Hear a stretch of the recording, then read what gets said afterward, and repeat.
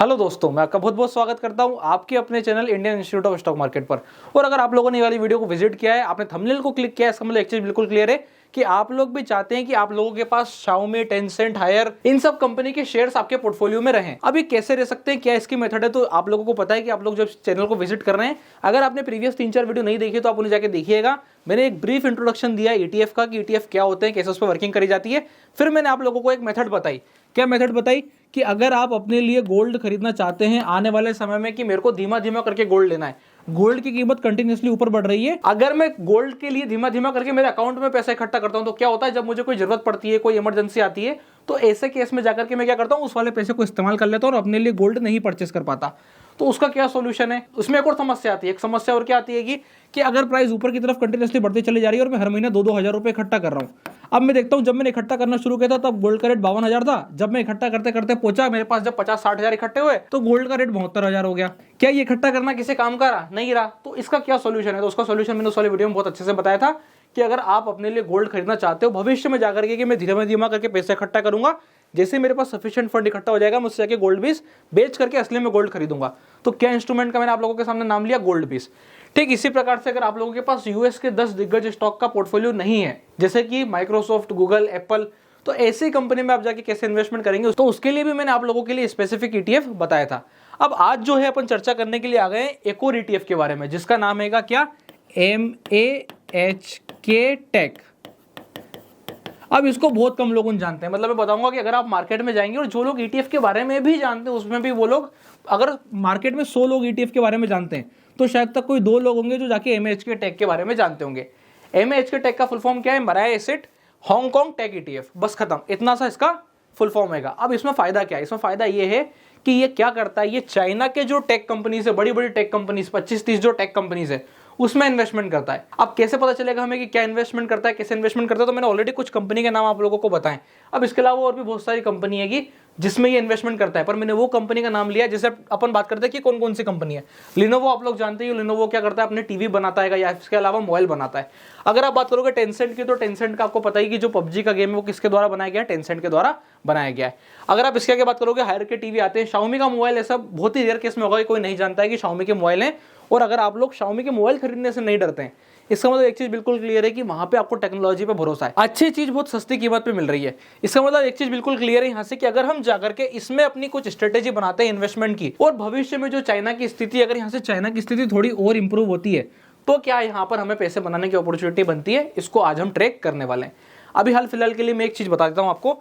जैसे ही मैं MAHK take की बात कर देता हूं, सीधे अपन चलेंगे चार्ट पर। थोड़ी सी देर में अपन चार्ट पे चलने वाले हैं कि MAHK टेक का ETF का चार्ट क्या दिखाई दे रहा है, ये कहां से कितना ऊपर से नीचे आया है। अभी हाल चाइना में क्या चल रहा है? चाइना में बहुत खतरनाक वाला रिसेशन आया था। तो इस चक्कर में क्या दिक्कत बनी कि चाइना का जितना मार्केट है वो ऐसा का ऐसा ही होल्ड कर रहा है। मतलब चाइना का अगर आप कोई सा भी स्टॉक का चार्ट उठा के देखेंगे या आप कोई सा भी इंडेक्स का चार्ट उठा के देखेंगे, आपको इसलिए दिखाई देगी कि चाइना का मार्केट कुछ ऐसा वर्क कर रहा है।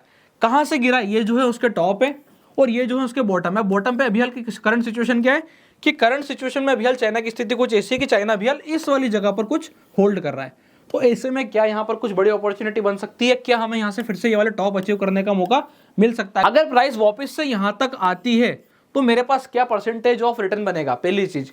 और दूसरा पॉइंट यहाँ पर ये आ जाता है कि अगर मेरे पास लिमिटेड फंड है, मतलब लिमिटेड फंड मेरे पास तो 2,000 है, 5,000 है, 10,000 है, और मैं महीने के अगर सपोज 30,000 कमाता हूँ, 40,000 कमाता हूँ, तो यहाँ पर मेरे पास कोई स्पेसिफिक मेथड है जिससे आकर के मैं MAHK टेक को परचेस कर करके अपने लिए बड़ा फंड बनाऊं, ताकि क्या हो, समय के साथ मेरे पास अच्छे खासे MAHK टेक भी आ जाए और जब प्राइस ऊपर बढ़े तो वहां पर मुझे प्रॉफिट भी बढ़िया हो।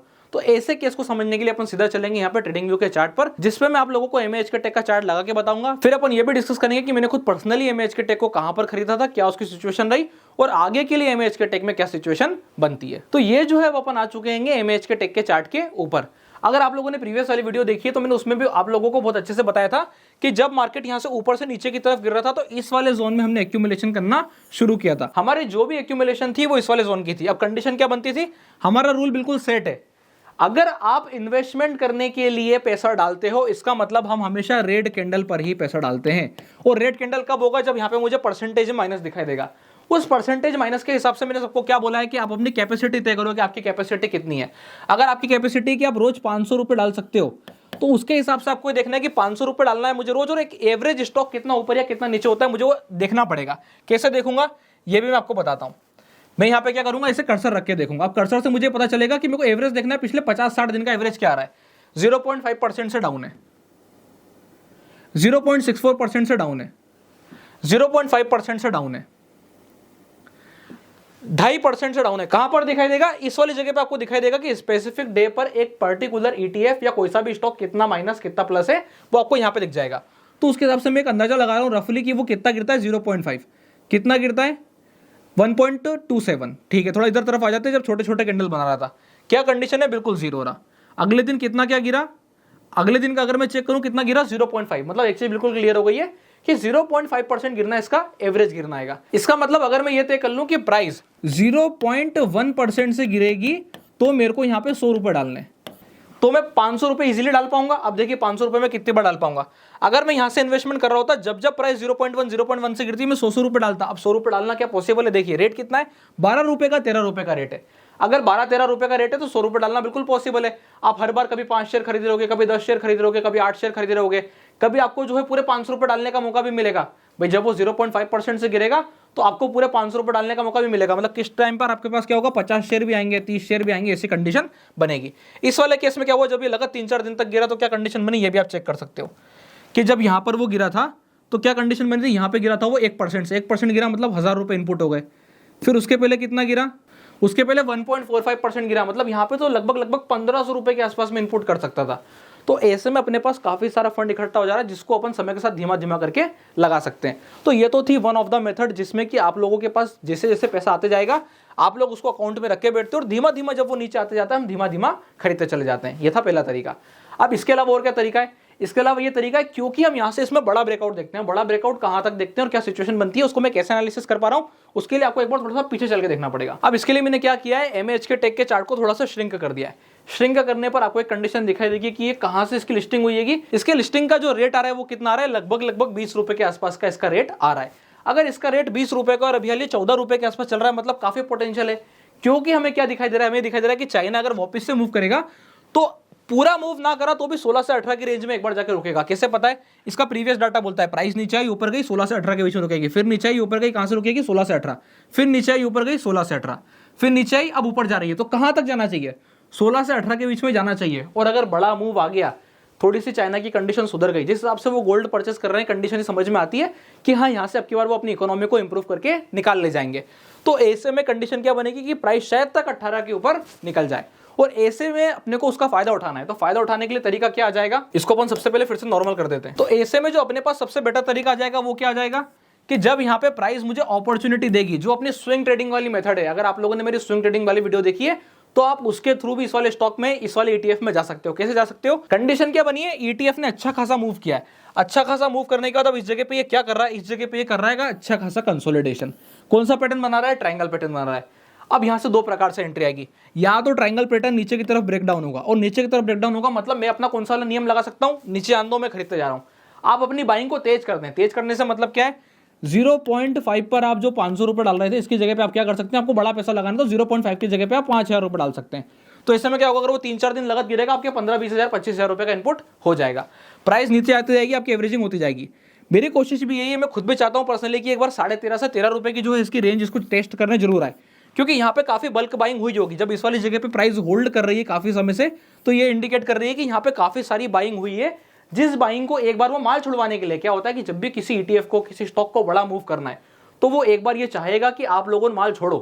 कोई ना कोई तो एक समझदार व्यक्ति क्या करता है, वो ये चाहता है कि यहां पर जितने ग्रुप ऑफ पीपल है ना, ग्रुप ऑफ पीपल सारा माल मुझे दे दे। मतलब यहां पे अगर 1 लाख लोगों ने बाइंग कर रखी है, एग्जांपल के तौर पे किसी ने 10,000 क्वांटिटी ली होगी, किसी ने 5,000 क्वांटिटी ली होगी, तो वो ये कोशिश करेगा कि 1 लाख लोगों का नंबर है ना, अपने को घटा करके कितना करना है, 80,000 करना है। वो 20,000 लोगों को अपने को बाहर निकालना है, और वो बाहर निकालने के लिए क्या करेगा, एक आध बार यहाँ पे बड़ा झटका नीचे की साइड मारेगा, जैसे उसने यहाँ पर ये झटका दिया था।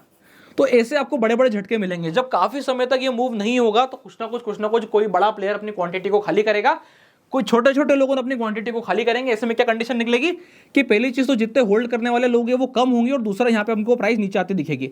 ऐसे में हम क्या कर रहे होंगे, यहाँ पे अपनी होल्डिंग को धीमा धीमा करके बढ़ा रहे होंगे। जब हमको वहां पे ऐसा कुछ बड़ा कैंडल बनते दिखेगा, कुछ ऐसा ग्रीन सिग्नल कैंडल मिलेगा जिसको हम स्ट्रेंथ कैंडल भी बोलते हैं, वहां पर जाकर के हम फिर अपने आगे का फंड इन्फ्यूज करेंगे। तो ऐसी कंडीशन में जब हम जाकर के इन्वेस्टमेंट करते हैं तो इसे हम कहते हैं सिस्टमेटिक वे में इन्वेस्टमेंट करना। क्या मेथड है, सिंपल सीधा सा कॉन्सेप्ट है। ऐसा बिल्कुल भी नहीं है कि हमें चाइना के बाजार में जाके पैसा लगाना ही है, हमारे पास और दुनिया के बाजार खुलने, पर उससे ही बेटर है हमारे पास इंडिया का मार्केट ओपन है ही। पर कंडीशन क्या बताई मैंने आपको कि अगर आप लोगों Xiaomi का मोबाइल खरीदने से पहले नहीं सोचते हैं कि ये चाइना का माल है और चलेगा कि नहीं चलेगा, तो जब चाइना का माल चल रहा है 2 साल 3 साल 5 साल बढ़िया चल रहा है, तो ऐसे में जो उसका ETF है वो भी चलना बनता है। तो कंडीशन क्या बनेगी, अगर हमें सिस्टमेटिक जगह पर सिस्टमेटिक एंट्री मिलेगी तो हम एंट्री करेंगे, otherwise investment point of view से तो ETF सेफ होते ही है, ये मान करके हम धीमा धीमा धीमा करके इन्वेस्टमेंट कर सकते हैं। कैपेसिटी से ज्यादा बाहर नहीं जाना है। एग्जांपल के तौर पे अगर आपके पास लगाने कोई 20,000 रुपए, तो MHK टेक के लिए कितना फंड इन्फ्यूज होना चाहिए, ज्यादा से ज्यादा होना चाहिए तो 4,000 रुपए बस, ताकि आपके पोर्टफोलियो को हेज भी कर दे। अगर आपने कुछ छोटा मोटा फंड इधर डाल भी रखाएगा तो उसको हेज कर देगा MHK टेक। ये थी पहली कंडीशन। अब आप इसमें चाहे उतने जीरो लगा करके समझ सकते हैं। मैंने कैपिटल एलोकेशन कितनी दी है, 20% के आसपास। तो ये थी कंडीशन जो मैंने आप लोगों को बताई है। क्या कंडीशन है कि MHK टेक में इन्वेस्टमेंट करना तब चाहिए जब हमें लगता है कि ऐसी सिचुएशन बनेगी। मेरी कोशिश क्या है, मेरी कोशिश ये है कि मैं आप लोगों को जितने भी ETF अवेलेबल है सबसे इंट्रोड्यूस कराऊं। आप लोग बस नीचे ETF के नाम लिखते चले जाइए, आप लोगों को वीडियोस मिलती चली जाएगी। अगर आप लोगों को ये वाली वीडियो अच्छी लगी हो तो वीडियो को लाइक कीजिएगा, चैनल को सब्सक्राइब कीजिएगा। इसके अलावा अगर आप लोगों ने अभी तक अपना डीमैट अकाउंट नहीं खुलवाया तो डिस्क्रिप्शन के नीचे लिंक मिल जाएगा, आप जाकर अपना डीमैट अकाउंट ओपन करा सकते हैं। तब तक के लिए बहुत बहुत धन्यवाद।